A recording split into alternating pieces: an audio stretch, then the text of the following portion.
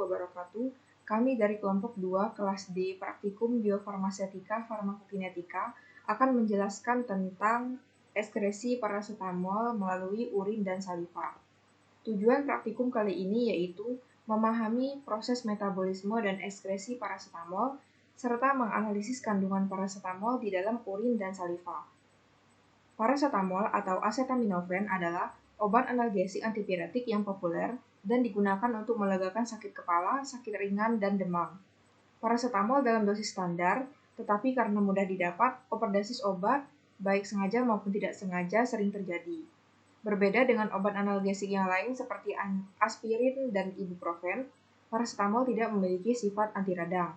Jadi, parasetamol tidak tergolong dalam jenis NSAID atau antiinflamasi non-steroid. Parasetamol yang diberikan secara oral diserap secara cepat dan mencapai kadar serum puncak dalam waktu 30-120 menit. Parasetamol terdistribusi dengan cepat pada hampir seluruh jaringan tubuh. Waktu paru parasetamol adalah antara 1-3 jam. Parasetamol diekskresikan melalui urin sebagai metabolitnya yaitu acetaminophen glukuronid, acetaminophen sulfat, merkapturat, dan bentuk yang tidak berubah. Sebagian acetaminophen 80% dikonjugasi dengan asam glukuronat dan sebagian kecil lainnya dengan asam sulfat. Selain itu dapat mengalami hidroksilasi. Metabolit hasil hidroksilasi ini dapat menimbulkan methemoglobinemia dan hemolisis eritrosit. Parasetamol diekskresikan melalui ginjal, sebagian kecil sebagai parasetamol 3% dan sebagian besar dalam bentuk terkonjugasi. Uji parasetamol menggunakan sampel urin dan sampel saliva dilakukan pengujian yaitu uji konjugat glukuronida, uji barium klorida untuk konjugat sulfat, dan uji besi 3 klorida untuk fenol. Selanjutnya, alat, bahan, serta prosedur percobaan. Yang pertama, alat yang kita gunakan berupa tabung reaksi, kertas pH, gelas ukur, pipet tetes, dan juga penangas air. Untuk bahan yang kita gunakan yaitu ada air minum, urin sukarelawan, naftoresorsinol, asam klorida pekat, etil asetat, barium klorida 2%, besi 3 klorida 2%, paracetamol, dan juga saliva. Nah, untuk prosedur percobaan yang pertama adalah pelaksanaan percobaan. Nah, 2 orang sukarelawan diberikan minum 2 gelas air 2 jam sebelum praktikum. Kemudian ditampung urin sukarelawan untuk dianalisis secara kualitatif. Diberikan satu macam obat dengan bantuan 250 cc air untuk tiap relawan. Sampel urin diambil setiap 30 menit selama 3 jam dan sampel saliva diambil setiap 15 menit selama 90 menit. Kemudian dilakukan pengujian secara kualitatif yang dinyatakan dengan tanda negatif dan juga positif. Dibuat tabel waktu pengambilan sampel serta hasil dari uji kualitatif yang telah dilakukan. Yang kedua adalah uji untuk konjugat glukuronida. Yang pertama, 0,5 mili urin atau saliva ditambahkan 2 mg naftoresorsinol padat dan asam klorida pekat 1 mili. Kemudian dilakukan pemanasan selama 3 menit dan ditunggu hingga dingin. Ditambahkan 3 mili air 3 mili etil asetat digojok hingga homogen hingga terbentuk warna ungu pada lapisan organik. Nah, positif jika terbentuk warna ungu pada lapisan organik. Kemudian yang ketiga ada uji barium klorida untuk konjugat sulfat. Yang pertama, atur pH atau urin 0,5 mili hingga berada pada rentang 4-6. Ditambahkan barium klorida 2% sebanyak beberapa tetes ke dalam tabung reaksi yang berisikan 0,5 mili asam klorida pekat. Kemudian dididihkan dalam lemari asam selama 3 menit. Dilihat hasil percobaan, jika positif akan terbentuk suatu endapan. Kemudian selanjutnya adalah uji besi 3 klorida untuk fenol. Atur pH urin atau saliva menjadi 7 yaitu netral, ditambahkan 3 tetes besi 3 klorida 2%. Dilihat hasil percobaan, jika positif warna akan berubah menjadi kuning kecoklatan. Mungkin itu saja, selanjutnya akan dilanjutkan oleh rekan saya.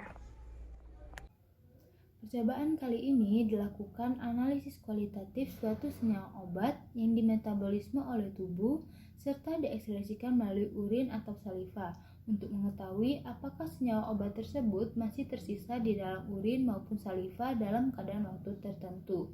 Pada praktikum kali ini dilakukan 3 uji pada masing-masing sampel urin dan saliva. Percobaan pertama dilakukan pengujian konjugat glukuronat dengan menambahkan naftoresorsinol dan HCl pekat pada sampel urin yang kemudian dipanaskan lalu ditambahkan etil asetat. Naftaresorcinol ini akan bereaksi dengan acetaminophen glucuronida menghasilkan senyawa kompleks yang ditandai dengan terjadinya perubahan warna menjadi ungu. Hasil positif pada sampel urin didapat pada menit ke-30 dan 90, sedangkan pada sampel saliva tidak diperoleh hasil positif. Percobaan kedua dilakukan pengujian barium klorida untuk menguji adanya konjugat sulfat. Hasil positif ditandai dengan terbentuknya endapan keruh yang dihasilkan dari reaksi antara gugus sulfat pada sampel dan ion barium dari reagen yang menghasilkan senyawa yang tidak larut. Hasil pengujian didapat keberadaan konjugat sulfat pada urin di menit ke-60, 120, 150, dan 180, sedangkan pada sampel saliva, hasil positif ditunjukkan pada menit ke-60, 75, dan menit ke-90. Hal ini menunjukkan pada menit-menit tersebut paracetamol termetabolisme secara sempurna. Percobaan ketiga atau terakhir dilakukan uji fenol. Uji ini dilakukan dengan mengatur pH menjadi 7, lalu ditambahkan dengan FeCl3 dengan hasil positifnya berupa terbentuk warna kuning kecoklatan yang berasal dari reaksi ion feri dengan gugus fenol yang didapat pada sampel urin maupun saliva. Hasil positif pada sampel urin didapat pada menit ke-120, 150, dan 180, sedangkan pada sampel saliva didapat hasil positif pada menit ke-30 dan 45. Ditemukannya senyawa fenol pada uji ekskresi paracetamol melalui urin dan saliva bisa disebabkan karena adanya gangguan metabolisme pada tubuh atau kesalahan dalam pengujian. Selanjutnya adalah kesimpulan. Jadi pada praktikum kali ini terdapat 5 kesimpulan yang dapat diambil. Kesimpulan pertama adalah metabolisme paracetamol mengalami reaksi konjugasi dengan glukuronat dan sulfat serta membentuk senyawa toksik berupa napki. Kesimpulan kedua, pada sampel urin dan saliva ditemukan senyawa fenol pada ekskresi paracetamol melalui urin dan saliva dikarenakan adanya gangguan metabolisme pada tubuh. Kesimpulan ketiga, pada pengujian ekskresi paracetamol melalui saliva tidak ditemukan keberadaan konjugat glukuronida. Kesimpulan keempat, faktor yang dapat mempengaruhi ekskresi paracetamol sehingga hasil uji yang diperoleh negatif diantaranya adalah kecepatan pengosongan lambung dan jumlah dosis obat yang dikonsumsi sehingga obat akan tertahan di hati cukup lama yang mengakibatkan proses absorpsi obat menjadi lebih lama. Kesimpulan kelima, mekanisme kerja dari obat paracetamol ini berupa dengan menghambat pembentukan prostaglandin dan menghambat mediator nyeri. Sekian dari kelompok 2D, lebih dan kurangnya kami mohon maaf. Wassalamualaikum warahmatullahi wabarakatuh.